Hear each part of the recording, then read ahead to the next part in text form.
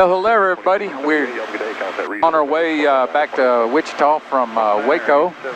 Waco was kind of an unplanned trip. We just couldn't get a break on weather on this trip. Wanted to go down to New Orleans and it just didn't work out. And all those storms in the fronts were just kind of hanging right there over us. And so we just said, well, let's just head west, and we picked Waco. And you talk about a bumpy ride. You'll see the video before this. We were having 50 to 60 knot headwinds, ground speeds of 75 to 85 knots. We were just crawling. We'd look down and see cars almost moving faster than us. So it was pretty bad. Yeah, it was a slow trip, but we made it. Yeah. So we actually want to give a big thanks to Texas Aero there in Waco, the FBO there. We did something that, I did something that was just dumbfounded us. We lost the keys to the airplane. And fortunately, we went out to go check on it the day before our flight just to kind of see how everything was looking, and we was going to grab a battery to charge, and I couldn't find the keys, so we scurried and backtracked and tried to look around and find everything, and we kind of thought, well, we could probably get a spare set FedExed overnight to us from Wichita, but that wasn't really working out, and the people at the FBO said, well, let's talk to one of the A&P mechanics, and he knew somebody that had some master keys. So sure enough, he came out and had a master key that worked, and we went to the local Ace Hardware and got us another copy, and hopefully the other key will show up. It's got a tag on it, and so in a matter of, an hour and a half, yes, from finding out that we didn't have keys, we got another set made. So we just can't thank those guys enough. They were just really pulled us out of a bind there. Yeah, an hour and a half of heart stopping. We did a little bit of backtracking, a lot of calling. So like you said, I just kind of feel like maybe they'll show up. Of course, one place we had been was at the silos in Waco and had kind of walked around all of that area, and it was so crowded, there's no telling where they might be. So anyway. And a word to the wise, the silos are not missile silos. They're like old grain silos that Chip and Joanna Gaines converted into kind of a place to buy and sell, or well, actually buy, not sell, decoration ideas and everything for your home. So, and that place was crowded, and we were really surprised how cold it was. Yeah, it was windy and pretty cool, and we didn't realize that Waco was a spring break destination. We just kind of picked it and thought, oh, well, we could go to the silos, and we did eat our cupcakes. Yeah. We would recommend the lemon lavender. That was our favorite flavor. So. Yeah, I'm a chocoholic, and I got the chocolate, and I tried by the Genesys lemon lavender, and I got to admit that was really, really good. Yeah, and we just walked through a little bit, did a little shopping, and another little area, Spice Village in Waco. Yeah. Anyway, it was a fun day. Nothing big. Like I said, the crowds just kind of make it a little less fun. Yeah. But well, then we thought we would go to the Mammoth Museum, just to kind of do something a little different, and it was okay. I don't want to say it was not good. It was. I think we were just expecting a little bit bigger size museum and a little bit bigger dig site. Slightly disappointed, but it was okay. But then again, it didn't cost that much. I think it's geared more toward kids.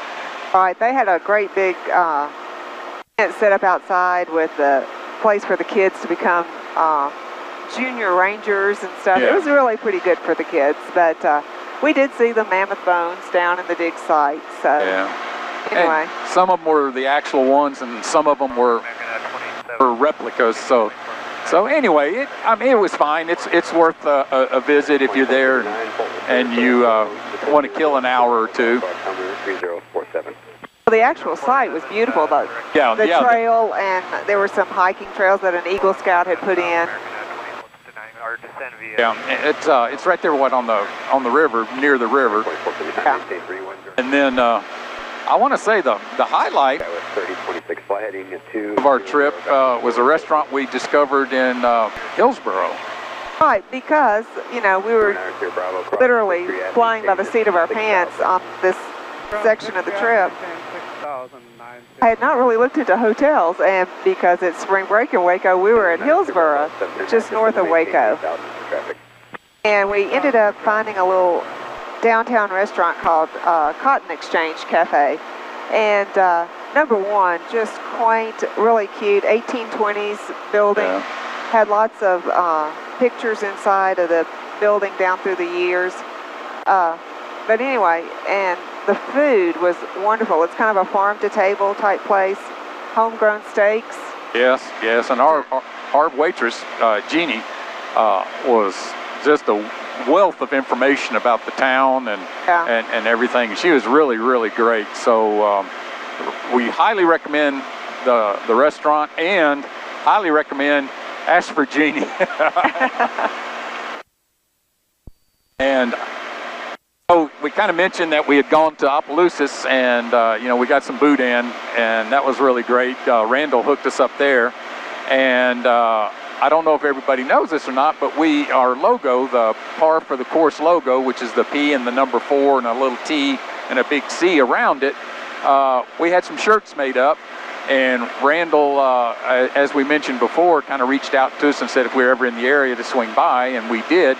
And so anyway, Randall wanted a polo shirt. They're dry fit shirts, so they're great if you're golfing or like ourselves, runners. We don't wear the polos running, we'll wear the tees. Yeah. And so there's a picture of Randall. We'll post either above us or coming from the side. Does it come up or down or in? I don't know. There's Randall, and he has a Cessna 150, and he's a good-looking man in that Parr for the course shirt. I think so. Tell you, going to Waco, it would have been much nicer in the summertime. They do have some, you can take some tours down the river, and there's some kayak and I guess canoe rentals right there on the river. There are a lot of things to do in the area that, because it was really cool, we didn't get to enjoy. Well, and it really surprised us because it was spring break, and it's a college town. I just assumed everybody left, not converged. So anyway, we really couldn't find a hotel room anywhere near, but you know, that ended up turning out to be a blessing in disguise. We thoroughly enjoyed that little Hillsboro area. Well, and we still aren't getting a great break from the headwinds. We got an 18 to 24 knot headwind, which is a lot better than 60 knots. And it was a little bumpy on our climb out and leveling out, but it's finally kind of smoothed out a little bit. We still got a little bit of turbulence, but it's not too terrible now. It's a lot better than it was Thursday when we came over. Oh yeah, our route is taking us along the Brazos River, and there's tons of beautiful lakes and things. I've been kind of surprised, never been over in this area of Texas before, on the ground or flying. So yeah, and we're just west to the Interstate 35, which is just to the east of us. So we got ready to just kind of follow it along, but thought, well, let's just fly over some area we've never been over before and just kind of check out the scenery. So anyway, it'll be a nice trip. About ready to get home, though, I think. I think we are. Well, the great thing about flying your own plane is picking out destinations, places to go, and I don't know anything about Mineral Wells, but as we flew over, there's a big, beautiful lake there. I think it's Lake Whitney. It looked like a really cool little spot, so I'm going to have to do a little more like research on that area and see. It's only about 2.5 hours from Wichita, and that would be a great place to go. Yeah, it was area that 310 pilot just flew down to drop off his plane to get his autopilot installed, and it kind of made me wonder, you know, somebody coming all the way down from Illinois down to little town Mineral Wells there to have some work done on an autopilot. I don't know, maybe they're the best people around that can do it. So anyway, that was a long way to go. It was a long way. But anyway, I'm going to do a little research, see if it might be someplace we want to go visit. Yeah. Looks like they're burning some fields out there. Yeah, it looks like almost as far as the eye can see. We can see it over here further east, some smaller burns. Then you can see where the smoke line is, and then right over here by this windmill farm, there's a little bit, and there's a couple of big burns up here to the northwest of us. November 80 Papa Echo, contact Fort Worth Center 124.75. Have a good flight. 124.75, Papa Echo. Fort Worth Center, November 80 Papa Echo, level at 5,500. November 80 Papa Echo, Fort Worth Center, altimeter 3047. 3047, 0 Papa Echo. 2487. Oh, that's Janis getting a little radio call activity there for the first time. I sit here and listen to you say it all the time, and I know exactly what you're going to say. It's just a little more difficult when you have to do it yourself. Yeah, I guess, you know, the first few times it is a little bit nerve-wracking. It gets a little easier over time. I think I'm going to go ahead and hire you to do that from now on. I'm looking right straight out ahead of us. I think I'm seeing downtown Oklahoma City. 10 minutes. November 80 Papa Echo, contact Oak City 124.2. 124.2, 80 Papa Echo. Oklahoma City, November 80 Papa Echo, level 5,500. Number 80 Papa Echo, Oak City, approach Oak City, altimeter 3044. 3044, 80 Papa Echo. Skyhawk 80 Papa Echo, contact approach 124.6. 124.6, 80 Papa Echo. Oklahoma City approach, November 80 Papa Echo, level 5,500. 50 Papa Echo, Oak City approach, roger, altimeter 3044. 3044, 80 Papa Echo. On navigation for Sirius 65 Tango. There's Tinker out there. Oh, yeah. Which airport were we looking to fly into to go eat the great big old chicken fried steak? Oh, it's just south of here. Kind of hungry, can you tell? Kind of hungry. Yeah, you're talking about food? Departure Southwest 9001, 3200, climbing to 5000.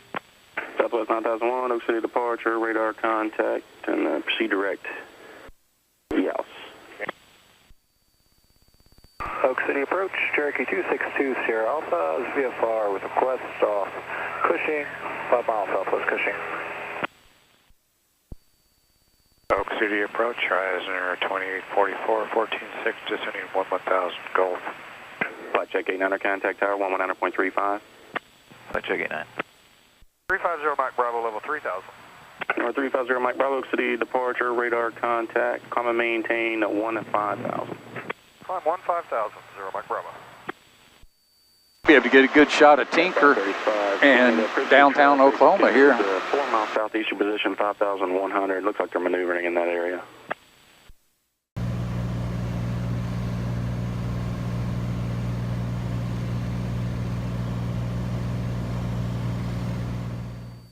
How's the traffic looking down there, baby? 65994 Oak City approach, radar contact 4 miles northeast of the Sundance Airport. Moving good. There's a lot of traffic, though. Picking up an altitude for you. Yeah. Normally we're down there in it. B76, that is 57 Roman Tango. 500. There's a big marina down here to my left. Number 65994 Not a very big lake, though. Advise when Searching for traffic. 0 Papa Echo, traffic 1 o'clock and 4 miles southwestbound, King Air 4,600, descending 4,000. 80 Papa Echo, looking negative contact. Car traffic, Challenger 503 Kilo Juliet, 10 miles to the east. Join overhead, right downwind 18, Jabara. Have a right crosswind. Jabbar, traffic, Skyline 80 Papa Echo's on the ILS, 18 full stop, Jabbar. Jabbar, traffic, Skyline 80 Papa Echo on a 5-mile final, 18 full stop, Jabbar.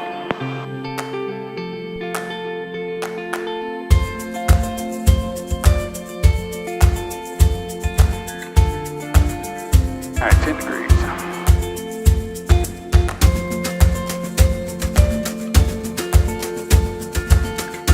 Capturing the glide slope. Bar traffic, lane 80, Pop Echo on a 3-mile final, 18 full stop.